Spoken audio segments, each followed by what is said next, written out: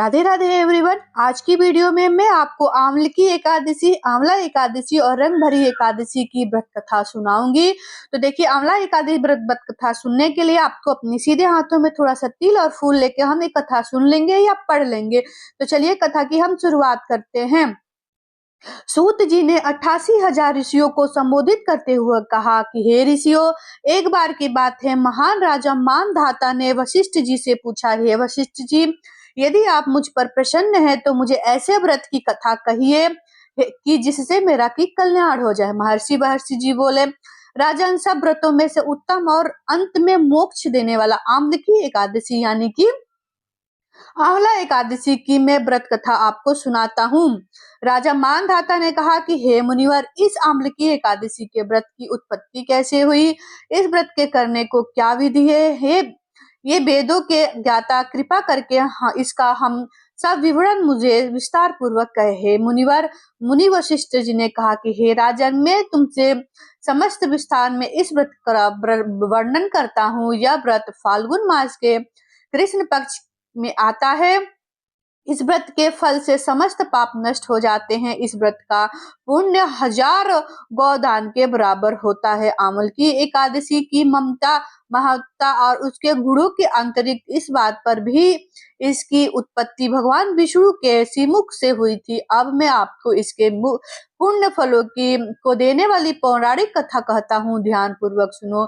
वैदिक के नामक एक नगर था। उस नगर में ब्राह्मण, वैश्य, क्षत्रिय, शूद्र चारों वर्ण आनंद पूर्वक रहते थे। नगर में सदैव ये ध्वनि गूंजा करती थी। उस समय नगरी में कोई पापी, दुराचारी, नास्तिक आदि नहीं था। उस समय में चैत्र रथ नामक राजवंशी तथा राजा राज्य करता था। वह महान विद्वान तथा धार्मिक प्रवृत्ति का था। उसके राज्य में कोई भी दरिद्र और कंजूस नहीं था। उस समय राज्य के सभी निवासी विष्णु भक्त थे।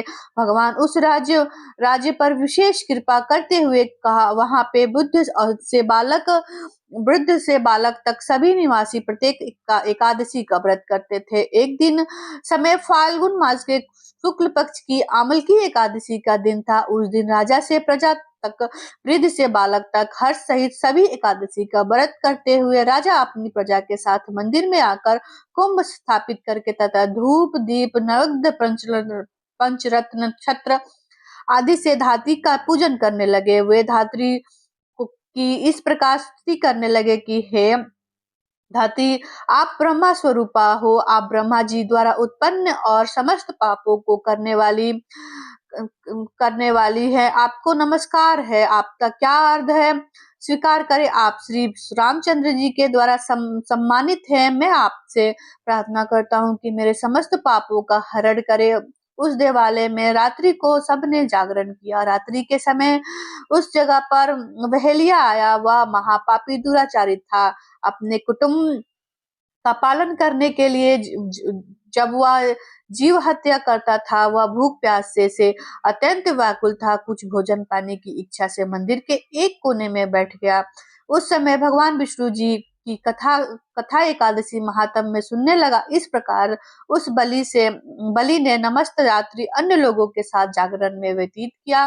प्रातः काल होते ही सभी लोग अपने अपने घर को चले गए। इसी प्रकार वह बहेलिये भी अपने घर को वहां आकर भोजन किया। कुछ समय बीतने के पश्चात उस बहेलिये की मृत्यु हो गई। उसने जीव हत्या की थी। इस कारण हालांकि वह घोर नरक का अधिकारी था, किंतु उस दिन आम्रकी एकादशी का व्रत तथा जागरण करने के प्रभाव से उसने राजा विदुरथ के यहाँ जन्म लिया। उसका नाम वसुरथ रखा गया। परंतु वह चतुरंगी सेना सहित तथा धन्य धान्य में से युक्त होकर 10 सहस्त्र गांवों का पालन करने वाला, वह तेज के सूर्य के समान, क्रांति में चंद्रमा के समान, वीरता में भगवान विष्णु के समान तथा समा में पृथ्वी के समान, वह अत्यंत धार्मिक, सत्यवादी, कर्मवीर और विष्णु भक्त था।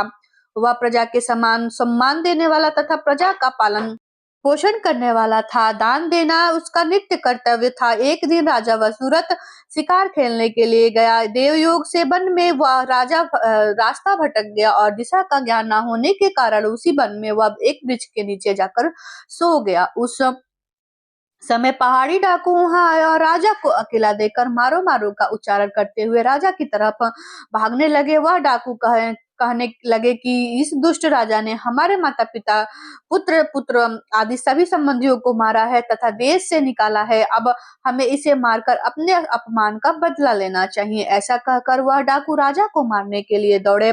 उनके हाथ में अस्त्र शस्त्र थे जिनके वह प्रहार करने लगे। उसने उनके अस्त्र शस्त्र राजा के शरीर पर गिरते ही नष्ट हो जाते और राजा को पुष्पों के समान प्रतीत होते हुए कुछ देर बाद विधाता की करनी ऐसी हुई कि उन डाकुओं को के अस्त्र शस्त्र उन पर ही उल्टे चलने लगे, जिससे कि वह सारे घायल होकर मूर्छित हो गए। इस समय राजा के शरीर पर एक दिव्य शक्ति प्रकट हुई और वह दिव्य शक्ति अत्यंत सुंदर तथा अत्यंत वस्त्र और आभूषणों से अलंकृत थी। उनकी भक्तु देड़ी भी उनकी आंखों में लाल लाल अग्नि निकल रही थी। उस समय काल के समान प्रतीत हो रही थी। उसने देखते ही देखते उन डाकुओं को काल के गाल में पहुंचा दिया। जब राजा की नींद टूटी तो उन डाकुओं को मरा हुआ देखकर राजा सोचने लगा कि इन सबको किसने मारा है। मेरा इस वन में कौन हितेश रहता है। जब राजा व सूरत ऐसा विचार कर रहे थे तभी आकाशवाणी हुई कि हे राजन, इस संसार में विष्णु भगवान के अतिरिक्त तेरी रक्षा करने वाला कौन हो सकता है। इस आकाशवाणी को सुनकर राजा ने विष्णु भगवान को प्रणाम किया, फिर अपने नगर को वापस गए और सुख पूर्वक राज्य करने लगे। महर्षि वशिष्ठ बोले, हे राजन, यह सब आम्लकी एकादशी व्रत के प्रभाव से हुआ था। जो मनुष्य एक बार भी आम्लकी एकादशी का व्रत करता है वो प्रत्येक कार्य में सफल रहता है और भगवान विष्णु के धाम को प्राप्त हो जाता है। भगवान विष्णु की शक्ति हमारे सभी संकटों को काटती है और यह मनुष्य को ही नहीं सभी देवी देवताओं का रक्षण करने वाला व्रत है। मैं समर्थ है इसी भक्ति शक्ति के बल से भगवान विष्णु ने मधुकेटव नामक दैत्यों का संहार किया था और इस शरीर शक्ति से उत्पन्न एकादशी बनकर मर नामक देव बंध करके देवों को सुखी किया था। केवल एक बार आम्लकी एकादशी का व्रत करने वाले बहिलिये का जन्म जन्मांतर तक विष्णु भगवान की कृपा प्राप्त हुई। अतः प्रत्येक मनुष्य को आम्लकी एकादशी का व्रत जरूर करना चाहिए। आम्लकी एकादशी का व्रत अवश्य करें। व्रत ना भी कर पाए तो आपको विधि विधान से पूजा करने से पूजा का पूर्ण फल आपको प्राप्त होता है। इस प्रकार से एकादशी की व्रत कथा मैंने आपके साथ शेयर किया है। आंवला एकादशी की व्रत कथा सुनने मात्र ही 1000 गौ से भी ज्यादा गौदान के बराबर पुण्य फल की प्राप्ति होती है। अब पूजा की वीडियो आपको मेरे चैनल पे मिल जाएगी। तो इस तरह से आपको ये हाथों में तिल और फूल है वो प्रभु के चरणों में अर्पित करके और यहाँ पे हम आरती कर लेंगे।